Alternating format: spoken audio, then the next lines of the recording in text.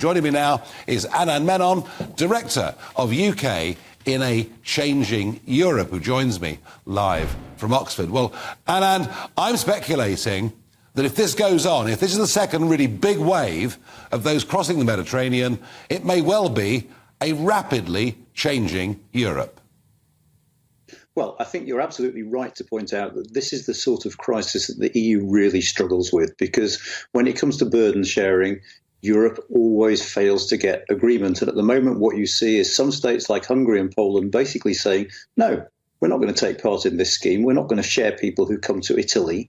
That's your problem, not our problem. So I think there's no doubt about it. The EU is going to face a really severe test if these numbers keep coming over to Lampedusa. Yeah, I mean, the truth is, Anand, what's to stop these numbers from coming? I mean, there is no pushback. Little signs of pushback in Greece that we saw last year, but no sign of that from Italy, no sign of that from Georgia Meloni. I mean, who's to say that the numbers that don't come this year and next year aren't enormous? Where are they all going to go? Well, I mean, I think it's unfair to say the EU hasn't done anything, because Meloni and von der Leyen were over in Tunisia a few weeks ago signing a deal with the Tunisian government to try and get their help in stopping people coming across. But it is a genuine problem. There are large numbers of people, many of whom would qualify under Italian international commitments to asylum seekers to stay. And Europe doesn't have a solution in sight. No, I don't think it does. Politically, Anand, we've already in Europe seen quite a significant rightward shift. We've got, for example, in Sweden, the Swedish Democrats in coalition government.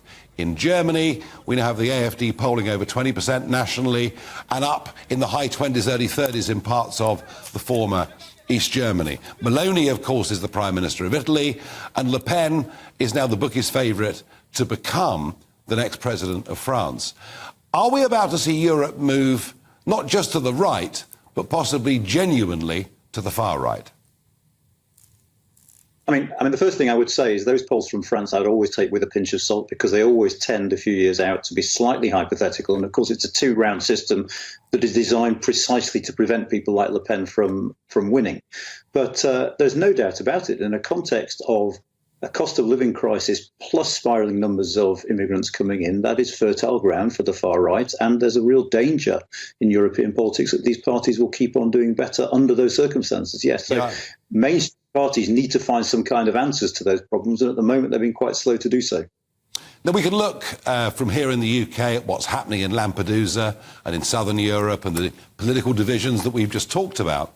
Because the truth of it is that virtually everybody that crosses the English Channel in an inflatable dinghy has first come across the Mediterranean. So what is happening at Lampedusa does have serious implications here too, doesn't it? It does. I mean, it's worth bearing in mind that the numbers here are very, very small compared to the numbers that are coming into places like Italy across the Mediterranean. But yeah, the more people that come in via Europe's southern border, it stands to reason that, the more people will make their way up to northern France to try and come here. Albeit it is worth stressing that the numbers are far, far smaller here than they are there. Yeah, no, absolutely. Mercifully, the numbers here are smaller. But, I just take the view that if double the numbers so far this year have crossed into Italy, that will have a knock-on effect here. Any prospect of the European Union saying, enough of this, we've got to start sending the boats back? I think it's very, very unlikely, because the EU is bound by the same international conventions that we're bound by, under which people coming here have the right to have their asylum claims assessed.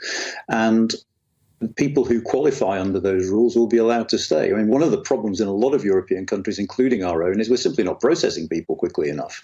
But an enormous backlog in processing, and that doesn't help the situation. No, it is a mess. Anand Menon, thank you very much indeed for joining us again here on GB News.